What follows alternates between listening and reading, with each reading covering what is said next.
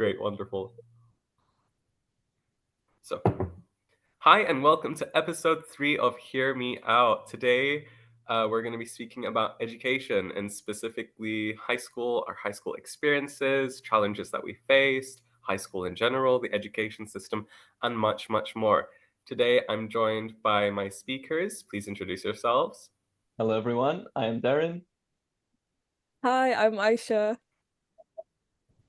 My name is Fatih, and I'd like to get right into it. So I'd like to ask my speakers about their high school experience in general, where they studied, their curriculum, and their general experiences. Okay. If you're comfortable, I can go ahead, Aisha. Yep. Hi. So there's going to be quite like a simplified overview of what I've done. So high school wise, I first was in like a government school in my hometown in Kyrenia in Cyprus, and there I was getting prepped to continue studying the IGCSEs, which I've done, and then into the A levels. But fortunately enough for me, an opportunity came across where I was able to get like a scholarship and go abroad to an international school to continue my studies, but with a different curriculum. So there's a curriculum called the International Baccalaureate, and there's a diploma program for the high school students, and that's what I continued on to do so in an international space this time. And yeah, that's what I went on to continue. Overall, to compare, I would maybe not to compare, but to just give a gist of how it went academically. It was challenging, and but I was going through it in high school in Cyprus, and then in that space with the IB, that was challenging. That was truly painful at times. And yeah, thanks. Okay. Thank you for sharing. Sorry. So in my case, I was in Cyprus for the entirety of my high school journey. I was in private education, and I yeah, I was doing my IGCSEs first. I completed the exams in 2018, and then I went on to study the International Baccalaureate, IB, like Darren. And yeah, I can also say that it was quite challenging, um, and quite it exceeded expectations, let's put it that way. But yeah, that's a brief summary of my journey. Yeah, thanks. Thank you so much for sharing. I also followed the IGCSE curriculum, but then, unlike our speakers, Dan and Aisha, I went on to do the international A-level curriculum for my last 2 years of high school. Um, I studied in you can say, a private school in Kyrenia, which is in Cyprus, and it definitely was tough. I faced a lot of both um, logistical, we can say, or systematic issues that came with studying in a private school in Cyprus, which I was not prepared for, which I had to deal with by myself. So I want to continue the conversation by asking our speakers, what are some challenges that you faced in high school? I can go. Hmm. Mhm. So one of the challenges, I would say it's I was quite a quiet person in general growing up, but that's not because I was shy or just kind of unwilling to share my opinion, but more so that my personality was more observant. But um in high school, there is a kind of culture sometimes where if you do not speak often in class, then you are kind of deemed to be the kind of the person that's not engaged in the classroom and kind of not learning or just not really caring much about class. So I feel like that image, that stigma that was there was really challenging for me and my personality type. And yeah, I would say that that is a challenge I faced quite often because I would try and kind of force myself to um speak, even at times where, I might have input, or, that I might have an opinion that I have on the class, but I might not necessarily want to be speaking about it, and that's fine. That's my personality. But yeah, I guess I kind of struggled with the image that was kind of put on me of being like a shy and quiet person, when Mhm. I was just observant, I like to call myself, or I was still engaged, but I was misunderstood to be not engaged in classroom discussion. So yeah. Mm. No, I totally see that. Yeah, like what you mean. For me, I think it might be a little atypical, but so when I was in Cyprus, in Kyrenia, and in that high school, I really loved, for example, the environment, my classmates. I loved the education that we did. Like at least it was like, I don't know, I enjoyed it. I was a straight A student, and obviously that helped me just be able to continue doing what I did. But I was quite honestly underwhelmed. Like it wasn't enough things on the plate for me. That was like just like I don't necessarily mean like academically, but extracurriculars or what else could go on that did never happen. And of course, I understood the pressures of why that was not a thing. But then once I left to and like once I left abroad to study at a boarding school at my own 16-year-old age, it was that of course, the social dynamics of that space because of the international community and the new academics, and because you're in a different city, you're just like there's this new language. Everything is literally just like a shift of what you were used to in Cyprus. And with that came challenges that I was, of course, expecting, but didn't know to what degree would look like.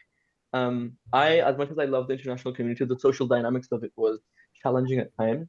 And academically speaking, what I realized with IB, switching from the IGCSE, that there was a lot expected from the student. So there was a lot you would need to prepare for yourself and look into yourself. And that wasn't necessarily the problem for me, but time management was like, okay, I'll do these things, but I never knew when and how to do them because I was a true socialite.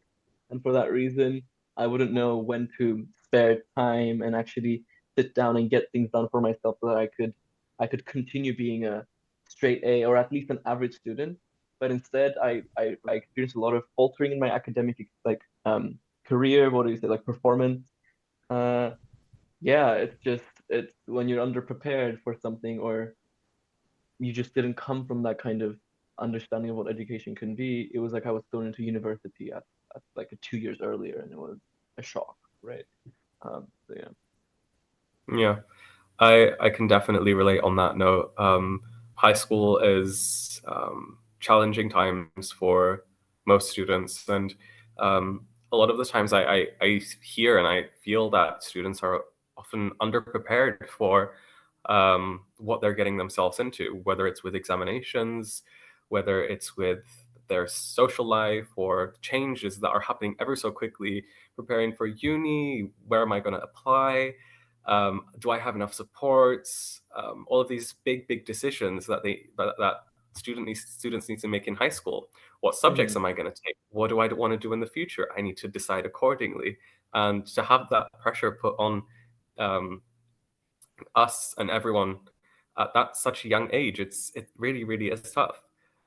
Um, to share a little bit about my high school, some challenges that I faced through high school. Even though I attended a private school in Kyrenia, unfortunately, because of some, to say it out blatantly, some corruption, um, the school was not functioning as it should have been. We were not having qualified teachers. Unfortunately, our teachers were not up to par with the education um, levels that they should have been. They were not familiar with the A-level curriculum, and it really took a toll on us. It was not supporting us as much as we needed. It was not providing us the confidence that we needed to like take these exams and to say like, we're here, we're going to support you, you guys are doing great. And I was kind of lacking that support system from an academic perspective. And so this leads into my next question. What was your experience with the education system at your high school? Did you feel like it was suited for you? Did you feel like it fit you? Were you supported enough? Did it challenge you? And such. Hmm. I can add something little. Yeah. Yeah, so in high school, there was a lot of things, and I'm sure it's the same for you guys. As we kind of got more into a technology-driven, you know, life, there was a lot of things that demanded our attention constantly. Like, I mean, our phones, which we use every single day, probably for like so many hours a day. And I felt that I couldn't balance a lot of the work. And I think in some cases I would have really appreciated support in that area. I feel like kind of just adjusting to this new, more like technology, like social media kind of based life, and how do I allow myself to give space to education and to studying, and how do I kind of push away all of these things that are constantly like begging for my attention, right? So I feel like aside from the lessons, I would have appreciated a kind of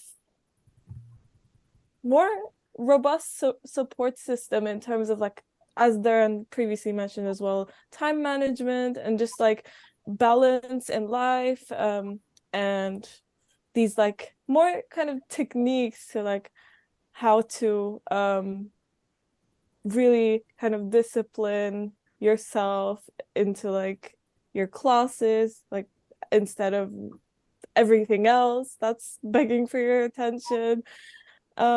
Because at that age it's also quite difficult to it's like the prime of your, like, what's the word? I Your guess youth. your youth, exactly. In a way.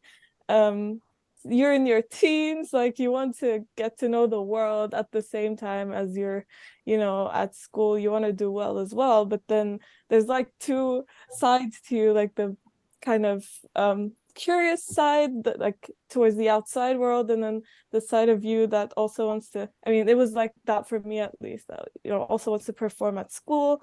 So yeah, I would have really appreciated support, I guess, in like acknowledging that there is that side to a teenager at that age, the curious side, and kind of just helping out with how to combine academia and like curiosity and managing your attention and things like that. So yeah, I'll kind of pass on the conversation now, but Yeah. thanks.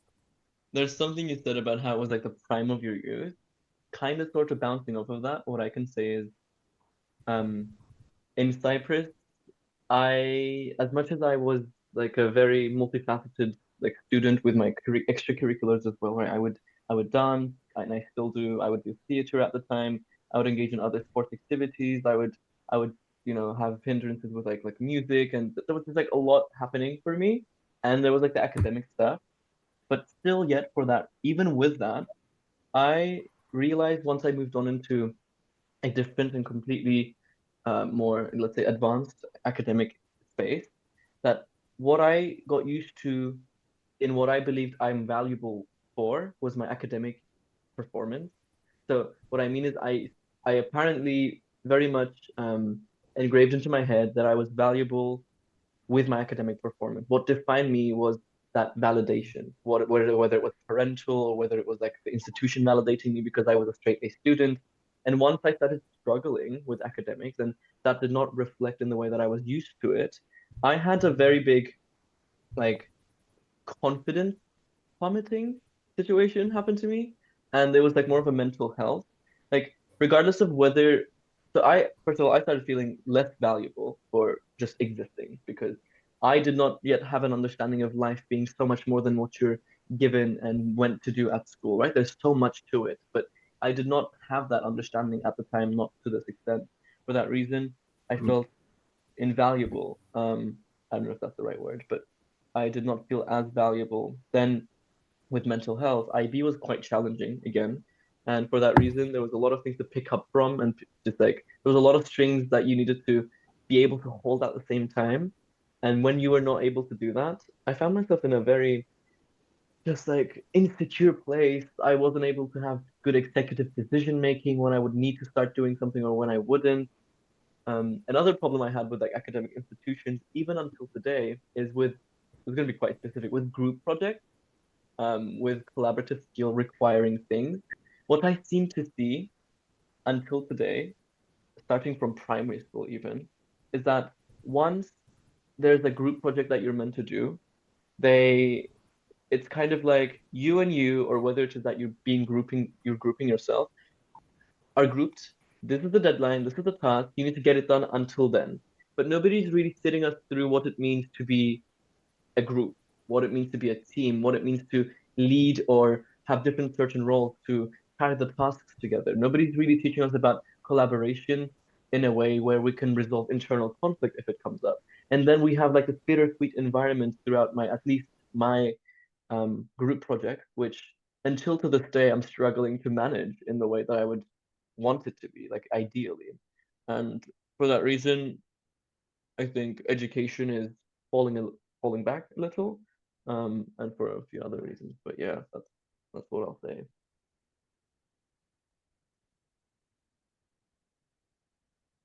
Mm, Mm. Hmm.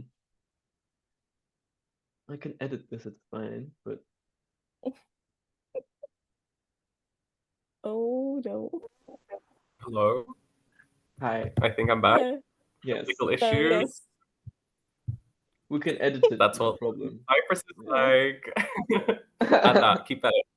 Okay, we'll keep it in. Welcome back. You were saying, Deran, if you just want to continue where we left off. I think I'm done. Because I think I'll keep rambling and it's fine. Yeah, good. That's okay. Yeah. Wow. Thank you for sharing. I mean, it's very apparent from the things that we said that we can all relate to the education system actually not providing us the skill set that we need to tackle things that not only we face in high school, such as a simple group project, but even later on in life. I mean, soft skills are not even talked about. To be able to have communication skills, how to talk to somebody, how to speak in, I don't know, for example, in an interview versus how would you speak to someone that you're meeting for the first time. These things are not taught to us. They're not integrated into the education system. And then a lot of times we see students um, go off to university feeling completely lost, completely um, fulfilled with what they're providing themselves because they see that, oh, but I'm lacking here. But why wasn't I taught this? Why was I only valued for the numbers that I provided on my report card at the end of the year? Why was I not awarded for the other things I did in during my time in high school? And it's very reductive. It puts us in a position where we are only getting validation from our academic achievements, but not for who we are. It's what we can provide. And it does not provide the area and the space for students to express their creativity, express their personality, find their way earlier on in their academic journey, which would help them further down the line. I know many people who have entered high school and picked up a degree, and then in the first or second year said, "Wait a minute, this is not for me." And um, a little bit more support early on in their academic career would have prevented them from going through this experience. Of course, I'm not saying it's a bad thing that they went through. It was very fruitful for them. It provided them much clarity that they needed, but it's where the education system in our current day is lacking. Um, just to give some examples of my own experience, I went through my last 2 years of high school during COVID times, and to see not only my high school experience, but everyone else's high school experience in other schools that were maybe not as privileged as I am to have a laptop and to be able to join class online and to be able to just continue everything that we're doing like it was, like yesterday we were in class, today we're online, nothing's changed. Some people did not have access to that. And so it really puts into perspective of how much your privilege affects your high school education, and then how your high school education affects your later on life and career. Um, the education system really divides people in this manner. If you have high privilege, if you have more money, you can go to a better school. And then that builds the stepping stones for your future, for your career. But other people don't have that. And, some people just start one step ahead in life because of this. It really is something that, um, in my opinion, needs to be changed. We should not be sat in classes in university because mommy and daddy knew someone or because mommy and daddy had money, but we should be sat in those seats because we earned it, because we worked super, super hard, because it's the right seat for us and it's the right path for us. I got a little bit deep there, but I want to keep things a little light-hearted. Aisha, please. So you spoke about the education system dividing people, and it brought to mind something that, used to happen back when I went to high school. So essentially people would be divided into sets for everything. So for maths and generally for languages classes. I know in some institutions they did it for sciences as well. And yeah, I see a big problem with that. I think Yeah. once you label someone as, oh, you are in bottom set, that can have a terrible effect on that person's confidence, and it sticks with that person. And I know real people in real life have told me how it has affected them to this day to be labeled as, oh, I was in bottom set, or my whole high school life, that's how I was known, it's how I was labeled. And obviously the teachers themselves had a kind of I guess prejudgment towards these students as well, reflected in their comments in the report card. Even if they didn't personally know the student, they would know them as just someone in the bottom set, which and it doesn't allow a lot of space for progression as well, because the teenagers in top set and bottom set, they are taught different syllabuses, right? So even if you want to progress up from the bottom set,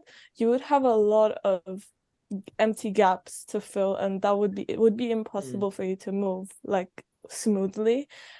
So once you're in the set, you're essentially kind of stuck. I mean, obviously progression is possible with extra support, but what I've observed is that wherever you start off is where you kind of stay for the entire duration of your high school education. So Yeah, and I yeah, think what you've mentioned off of that is progression is okay possible if you're stuck, but that requires just extra jolt, right? Like extra support. It might require somebody to take their own time and use it up to spend time on just studying this higher level math to be able to catch up, and that shouldn't be the expectation. I don't think so. I feel like school isn't there for you to expect you to like yeah, I think that's just like we have been conditioned, I think, into believing that success is like this rare thing that people with time in their hands that have abilities to stop and just like study extra, do this and do that will come to. But like studying shouldn't just be about extra. People just like studying is a part of school, but if you're studying extra just to be par with everyone else, then I think there's a problem there. Yeah. My high school also had the same thing. We had what teachers knew was like an upper class and like a lower class. Um, and it was quite divisive. They would say, "Oh, that class is upper class. They'll be fine. We don't need to." It goes both ways. We were I was in upper class, and we were not provided support because number one, no one was being provided support, but they also had this higher expectation on us because we were upper class that we'll be fine. If we provide them with nothing, they're upper class. They'll get through it, and it puts a lot of pressure on us. That was not the case. And when I was interacting with people from that were put in the lower class, they had this view of our class as in like, oh, you guys are so you guys are doing great anyway. We're not the ones being supported, and it divided. And this division came out of the school. Yeah. That was it. It did not Mhm. exist, and it came out of the school. And I see this pattern a lot. There's a lot of divisions, whether that's in social groups, whether that's based on your grades, based on um, other social factors. And it really takes a toll on people in high school. And this is something that the education system has to address. It really is. Mhm. Um, I want to continue the conversation with talking about how our high school experience has actually prepared us for today. Do you feel like what you have studied, what you have been provided in your high school education was enough for you to come to the position that you are today? Or did you have to put in that extra effort? Did you have to, um, you know, dig in there nail deep to be able to come to your position today? Hmm. I think for me, it's the case that of, of my high school education, I understand it being one of the thorougest out there. For that reason, I think with certain fundamentals that you would require to be able to get through in uni was already presented to me at an earlier stage. And for that reason, yes, but my success right now in uni or outside of it is not necessarily because of that high school education, but about my specific interest. It's about how much I'm willing to like just like want to out of passion spend time learning more about a certain subject and to better understand it so that I can better wield it and I can be good at it. Because my ambition is to be the expert at what it is that I want to continue doing. And that's where that drive is coming from. But like with certain assignment fundamentals, sure, my education system was sufficient. Mhm. Yeah, I feel like it does, like when you do the IB, you gain a lot of writing skills, attention to detail, picking out what matters. And I studied law, so that kind of goes hand in hand with a lot of the course skills that I need to be able to succeed in that course. Mm, But beyond academia in life, especially, um, obviously academic education also has a certain scope, but I feel like we can incorporate another, maybe like a new subject or something of the sort to prepare people for life rather than just for lessons or concepts. And all of the skills are great, but what about communication? What about empathy? What about you know um active listening? All of this stuff, Like I feel like Yeah. it needs to be incorporated into the system, and it would bring better outcomes for the system itself too. It would improve Mm. grades in general, I feel like. So it does go hand in hand, but yeah, that's Yeah. my addition. I want to I add to definitely that, agree. but I think before I want to add to that, I want to hear what you have to say about your experience, but then I'll go on to relay this. For sure. I have to agree with you all. I definitely think yes, there was a foundation academically that it provided me, but apart from that, it was really a trial and error to know how to function outside of school and Mm. to just learn by just doing, trying, failing, um, getting in really awkward situations. And these are all in themselves educational experiences. Um, but I was only in those awkward situations because I pushed myself, because Mm-hmm. I said this is going to be an educational experience for me. And there's a lot of people that either don't get those opportunities or don't have those strives, and it really holds them back when they want to later on in life continue to other things. Beren, please. Yeah, so I think I'm going to say three things. One, I think that, and also because possibly education is catered for a specific kind of person, and it might not Mhm. be addressing the just the plethora of people we have in the world, right? It might be trying to build a certain type of soldier so that it can tackle certain type of tasks in society, which might not be realistic, like you said, Aisha. And for that reason, I think education with the current rates of change that we are witnessing in our world regarding technology, artificial intelligence, just the climate crisis, just so much is happening. Education has to experience a radical change to be able to keep up. I think the current ways we have learned to teach it and like learn from it has been, when look at the structure, same for the past centuries. And for that reason, we're at the time where we need radical change, complete new systems where we tackle real life issues, and if necessary, the theoretical, ooh, I would like to want to know more about this as well. But I don't think it's necessary for this to be the forefront anymore because it doesn't help.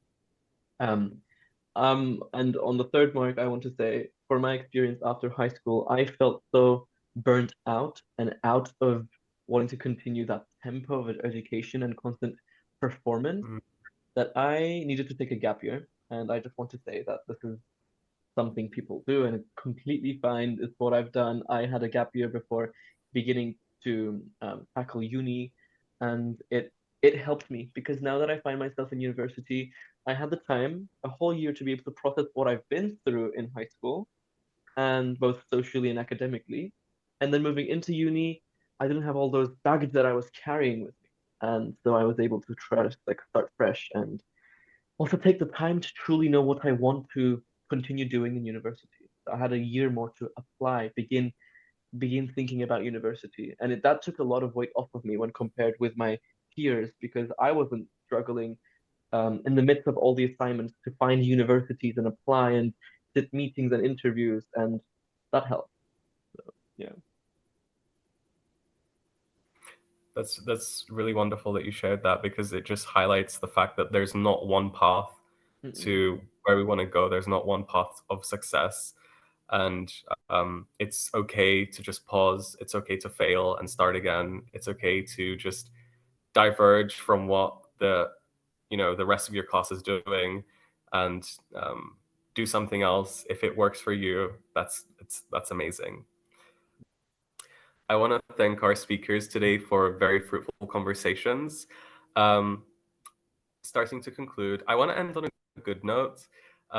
So one of my last questions is going to be, who is someone from your high school? It could be a friend, it could be a teacher, it could be anyone that had a lasting impact on you, that you still think about to today, that still could be every teacher's day, you call them up, or when they cross your mind, you send them a little message, someone that really had an impact on you. Mm. I have two. Like Hmm. that I would like to specifically mention right now. So first of all, teacher. I'm gonna go chronologically. In Cyprus, I had this geography teacher. Her name is Nuray Özgeçen, and she truly broke down that hierarchical system structure that we had at school regarding like, you have to respect the teacher, and the teacher is, the ah, right, and that really came crumbling down when I spoke to her because I was allowed to go beyond the academic information when I reached out to her, and she truly had that connection with us students. And her classes, because of just the way she conveyed them and how she treated us as individuals with more to offer with our identities as well, we were recognized as who we were more than our numeric grades. For that reason, I am here today studying something that she has kind of like seeded in me, she planted in me. We had our geography class with human geography, and here I am today studying global sustainability science, and it's very adjacent to what we had conveyed, what she had taught us basically. And then second of all, in my time at this international school abroad, I had a friend, I still do, one of my closest friends ever. So there's Vesna that I want to send out like my loves and thank yous to, which truly got me through those years. And still today, like I can get on a call, and I did last night that lasted for 6 hours, that I just can rant off about life and, be like, yeah, I'm glad you still are out there and exist to, support me in that way. Yeah. That's so sweet. Aisha? Oh, okay. Yeah, so I had a teacher, not necessarily, I think just before high school, actually. I know we're talking about high school, but this is the main person that comes to mind. Um, and she was lovely, and she showed me that teachers kind of do appreciate all kinds of personalities in a classroom, and not just those that are more like, I guess, the louder people, or like the people who are more, kind of mm, willing to voice their opinion or speak. Um, I mentioned before how I would get comments about being shy. So, what this teacher did was, she would talk to me about, she would bring out like my better qualities instead of commenting on me for being a quieter person. She would One time she gave me like a special award as an encouragement, because I felt recognized in a way. I felt seen in that environment where there was an insufficiency present like in me for every teacher. I felt seen by her, so all love to her. But also, I have a friend. I've known her since year four, and we actually live together now, and she's been a great support system for me throughout life. I do remember, like, in the early days, we used to kind of learn, like, teach each other content from classes, and now we just kind of we both work, and we have a kind of similar life at the minute, like in terms of how like we're both studying and working at the same time, and it's really supportive to kind of come together in the evenings and have nice conversations and kind of just have that support in your life. So yeah, I feel like those are the two special I things for love me, that. people. I do. Yeah. That's so cute. You guys are gonna get me emotional. For me, the one like person that really stands out is my high school chemistry teacher, Mehmet Hoja. If he's listening for some reason, hi. And so the way that we actually got to meet him was that we did not have a high school chemistry teacher. So our high school was sending us off as a class to the university to take chemistry lessons from the university professor. So we were super lucky in that sense. And he was just so full of joy, so motivated, so in love with what he did, which was like super, super inspiring to see. And he believed in every single one of us. He used to care about us so much, to the point that he would call our families and make sure that we're eating okay, make sure that, we're getting enough sleep. And like he was just going above and beyond of what you would expect from a teacher. One of the reasons why I'm actually studying medicine now is because of him, because he was like, I see you there. It's something that is perfectly fitted for you. And he himself regrets not studying it. And he said, I hope that you guys don't have the same regrets that I did. Like, please push forward. Please, no matter how hard school can get, no matter how hard life can get, like, he really believed in us that we could do it. And to have that support system, regardless of everything that we were going through, it just like took so much weight off our shoulders. Still, to this day, he was the one that was there for us during our entire high school experience, and can't thank him enough. Definitely. And to conclude, my last question would be to all our listeners that are currently in high school. What's one advice that you would give them?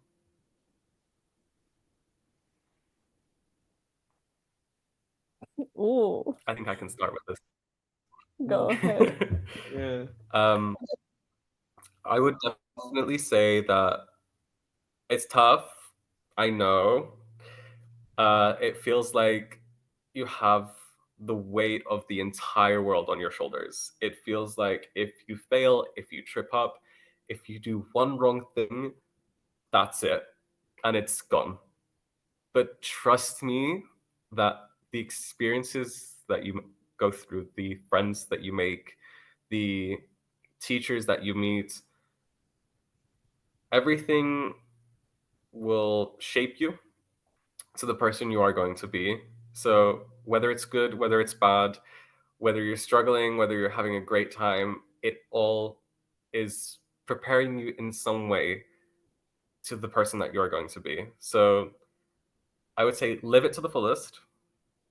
Really focus on your academics because they're very important, and stay in school. But also understand that academics are not the end of the world. Mhm.